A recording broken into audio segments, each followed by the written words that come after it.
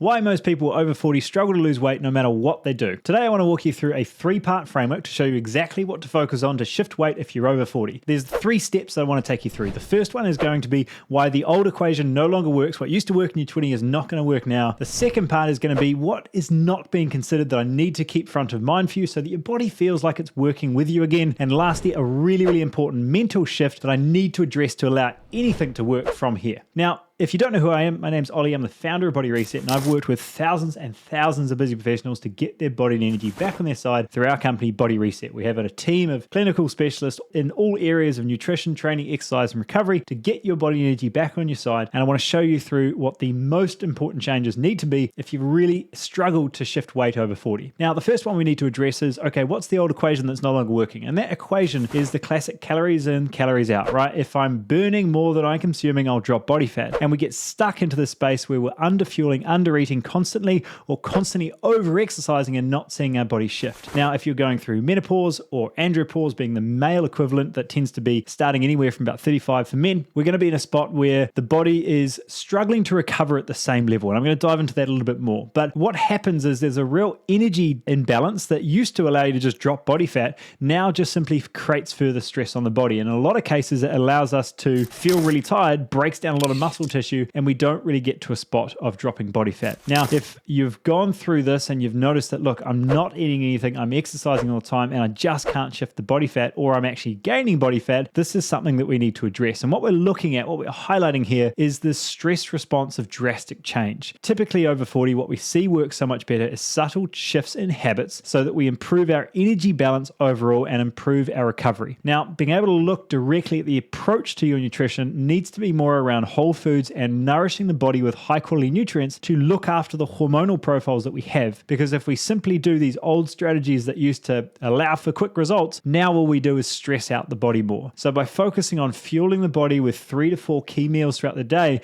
typically things like fasting tend to be less effective on a daily schedule. Now, if it's weekly, monthly, it can still be a good step. But by addressing the frequency of meals throughout the day and the percentage of protein and fats, fueling with high quality foods as opposed to all carbohydrates can make a huge difference. One additional step I'll add in here is looking at things like the timing of when you place carbohydrates in your day and what that does to your energy and how you feel. And I think this is really important to address the association towards what benefits do I see from how I eat rather than just suffering to drop body fat. And this really becomes a quality of metrics game. So rather than just looking at tracking weight, right? Is my scale weight going up or down? Am I seeing an improvement in strength, energy, sleep quality, focus throughout the day that allows me to know my body is fueled properly and working? If I'm able to do that first, it's a really important step of making sure we have a solid energy balance to get our body back on our side. If we're only running on fumes, what ends up happening is a lot of this initial weight loss is, one, either fluid because we've restricted a lot of junk food, or two, it's that we're breaking down a lot of muscle mass in the process. And this is what we're seeing with a lot of these restrictive diets or even some of these drugs now, where we drop weight really quickly, but 60% plus of it can be muscle. And long term, that makes it so much harder for us to maintain that body fat loss or to drop anything further. So first things first that I want to address is, rather than focusing on restricting calories, focus on quality foods. A phrase in our world is count calories, not calories, to make sure that we've got that nutritional base. Once we've got that right, we move into phase 2, which is we need to look at recovery. Many of us will know if we have a big night out, we don't bounce back like we were when we were 20, and being able to address these key aspects of quality of sleep and recovery scores can be a really nice way to make sure that we feel like our body's responding again. Things like a Whoop or a Garmin, things where you're tracking your recovery score, become really helpful, not essential, but very helpful in regards to finding a nice balance where I'm actually looking after my body. If I'm getting 7 hours of sleep, if I'm being able to walk throughout my day rather than just sitting for 10 hours, you're going to see a big improvement in your total recovery score. This is meaning that your heart isn't having to work as hard. It means that your muscles feel like they're actually being used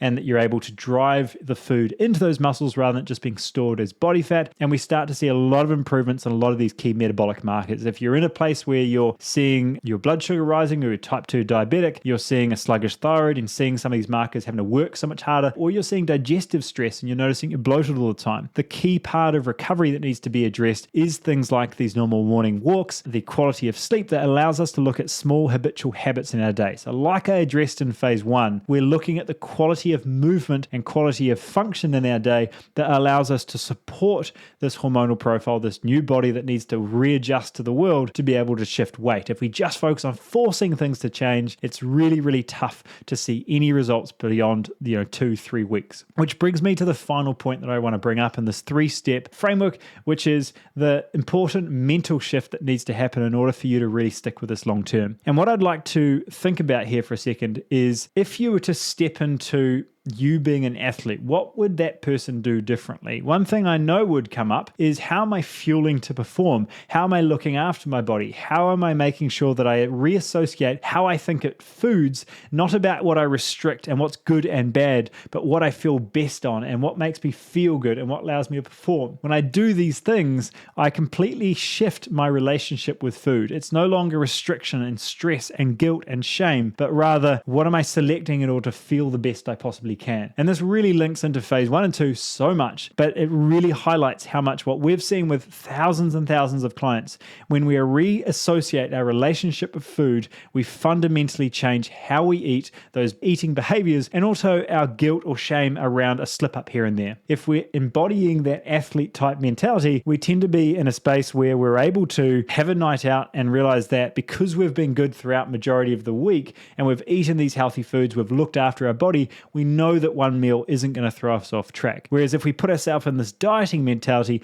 we create a lot of this stress and shame around, oh, well, that one meal has thrown me off. I might as well wait till Monday and just forget about it. These calories don't matter anymore. And we create a lot of that stress that comes through. The phrase in our world is, the stress of eating the cookie is usually worse than the cookie itself. And when we look at this relationship with food, we drastically change what our body's doing, right? Now we can look at so many aspects of how we improve our insulin sensitivity, our gut health, all of these blood markers that we also address with our clients. But if we're not able to make those initial mental shifts in how we approach that initial diet and what we're forcing our body to do, we typically find it much more stressful, much less enjoyable, and much less likely to continue long term. So I want you to really take the time to look at, how am I looking at my body in relation to what I want out of it? And let's have a little think about, what am I gaining from being healthy rather than what I'm losing, right? I can't have alcohol, I can't have sugar, whatever, rather than I get to feel stronger, I get to feel energetic, I get to feel focused in my day because my brain's not foggy the whole time. When we make those initial shifts, you'll find it so much more enjoyable, and all of those things I just mentioned before. So